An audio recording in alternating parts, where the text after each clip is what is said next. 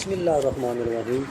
آج کا جو ہمارا موضوع ہے وہ ہے پاکستان اور انڈونیشیا کے تعلقات۔ آج ہم بات کریں گے پاکستان اور انڈونیشیا کے جو تعلقات ہیں وہ کس بنا پر ہیں۔ تاریخی حقائق پر جب ہم نظر ڈالتے ہیں، انڈونیشیا کی جو تاریخی حقائق ہے اس کے حوالے سے جب ہم دیکھتے ہیں تو انڈونیشیا پاکستان کے جنوب مشرق میں واقع ہے۔ اس کی تقریباً جو کل آبادی ہے 14 کروڑ ہے۔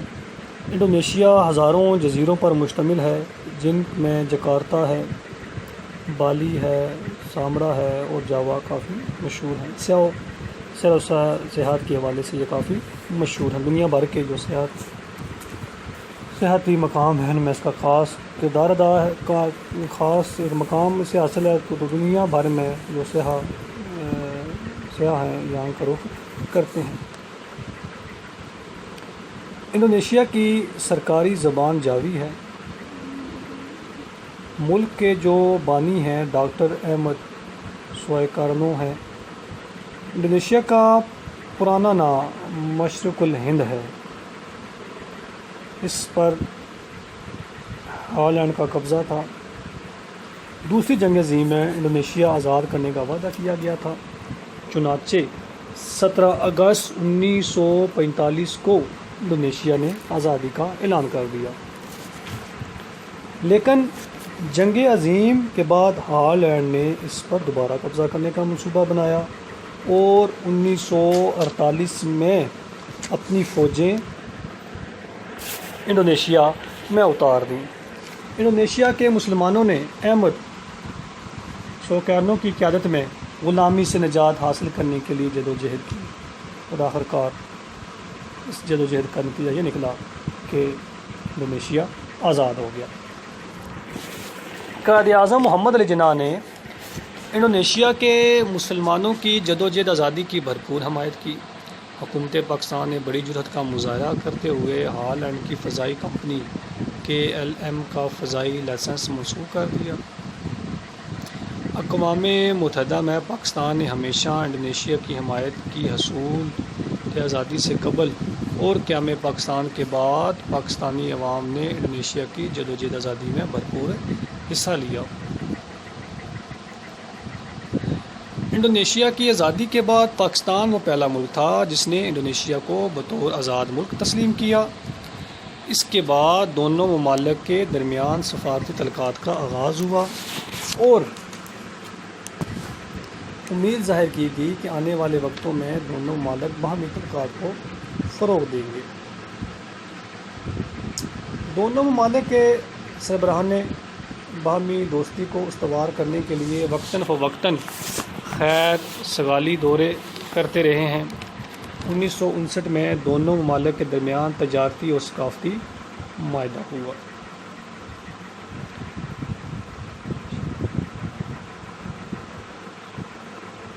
ایشیائی کانفرنس کا انعقاد 1955 میں انڈونیشیا کے شہر بانڈنگ میں ہوا، جس میں پاکستان، چین اور انڈونیشیا نے شرکت کی۔ کانفرنس کے انعقاد کا مقصد تیسری دنیا کے ساتھ تعلقات کو بہتر بنانا تھا اور ان ممالک نے تیسری دنیا کے عوام پر زور دیا کہ وہ اپنے مسائل خود حل کریں۔ جب 1965 کی جنگ میں کامیابی کی ایک بڑی وجہ انڈونیشیا کا ایثار اور قربانی کا جذبہ تھا۔ جنگ ستمبر میں پاکستان اور بھارت دونوں کے پاس کوئی آبدوز نہیں تھی، مگر انڈونیشیا نے ایثار اور قربانی کا مظاہرہ کرتے ہوئے پاکستان کو اپنی دونوں آبدوزیں دے دیں، جن سے پاکستان کی بحریہ کا پلہ بھارت سے بھاری ہو گیا۔ اس کے علاوہ انڈونیشیا نے اپنے فضائی جہاز استعمال کرنے کی بھی اجازت دے دی۔ اس جنگ میں انڈونیشیا کے عوام نے پاکستان کا ساتھ دیا، جلسے جلوسوں میں کرش انڈیا کا نعرہ لگایا اور بھارت کی اس جارحیت کا مرتکب قرار دیا۔ یعنی پاکستان کے شروع سے ہی انڈونیشیا کے ساتھ کافی اچھے تعلقات قائم ہیں۔ جب ہم دیکھتے ہیں کہ 1971 کی جنگ میں انڈونیشیا نے پاکستان کی حمایت کرتے ہوئے یہ کہا کہ پاکستان کا اندرونی معاملہ ہے اور کسی ملک کو اس میں مداخلت کا کوئی اختیار حاصل نہیں ہے۔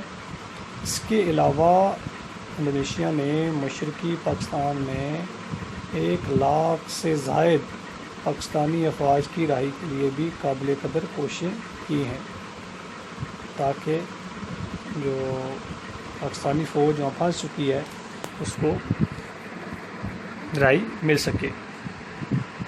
1964 میں جکارتہ میں پاکستان اور انڈونیشیا کے وزرائے خارجہ کے درمیان بات چیت ہوئی، جس میں پاکستان کے موقف کو تسلیم کرتے ہوئے اقوام متحدہ پر زور دیا گیا کہ مسئلہ کشمیر کو اقوام متحدہ اور کشمیری عوام کی خواہشات کے مطابق حل کیا جائے۔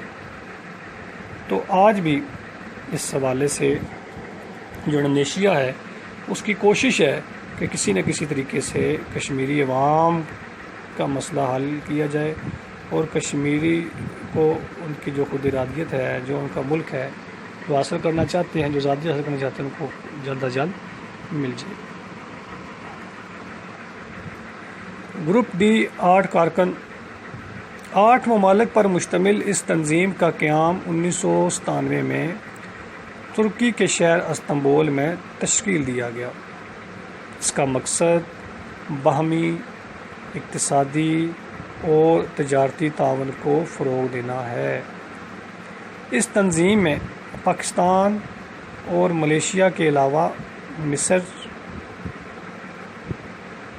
ترکی، انڈونیشیا، بنگلہ دیش اور ایران اور نائجیریا شامل ہیں، تاکہ ان جتنے 8 ممالک ہیں ان کو آپس میں ہر لحاظ سے اقتصادی طور پر اور تجارتی تعاون آپس میں کرنا چاہیے تاکہ ایک فضا قائم ہو سکے۔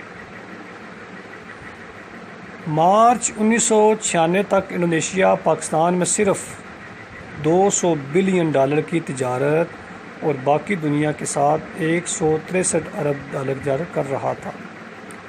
پاکستان کے ساتھ اس تجارت کا تناسب 0.25% بنتا ہے۔ اس کے علاوہ دونوں ممالک نے $106 ارب کی سرمایہ کاری پر بھی اتفاق کیا ہے، اور آج بھی ہم دیکھتے ہیں کہ پاکستان اور انڈونیشیا کے آپس میں کافی اچھے تعلقات ہیں اور ہر لحاظ سے جو دونوں ممالک ہیں معاشی طور پر، سیاسی طور پر ہر لحاظ سے آپس میں اچھے طریقے سے رہ رہے ہیں۔ تو آنے والے دنوں میں، آنے والے وقتوں میں ہم امید کرتے ہیں کہ دونوں ممالک کے درمیان تعلقات انتہا خوشگوار اور مستحکم ہوں اور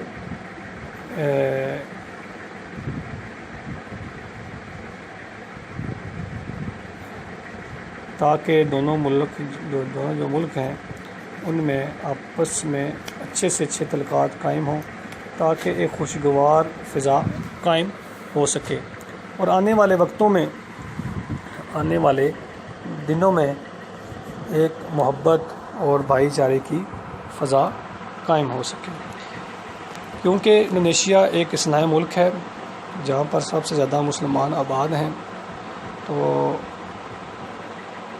ایک مذہبی لحاظ سے بھی پاکستان کا انڈونیشیا کے ساتھ جو تعلقات ہیں وہ ایک اچھے طریقے سے ہو سکتے ہیں۔ تو اس حوالے سے پاکستان کی کوشش یہ رہی ہے کہ انڈونیشیا کے ساتھ ہمیشہ ہمارے اچھے تعلقات قائم ہوں تاکہ جو خطے میں غربت ہے اس کو ختم کیا جا سکے اور دونوں ملک کی جو لوگ ہیں آپس میں ان کے روابط قائم ہو سکیں اور آپس میں ان دونوں کو ایک دوسرے کے قریب لایا جا سکے۔ تو ہم امید کرتے ہیں کہ آنے والے دنوں میں، آنے والے وقتوں میں پاکستان اور انڈونیشیا کے بہتر سے بہتر تعلقات قائم ہوں گے اور ایک نئی راہ کی طرف دونوں ملک چلیں گے اور ترقی کی جانب گامزن ہو جائیں گے۔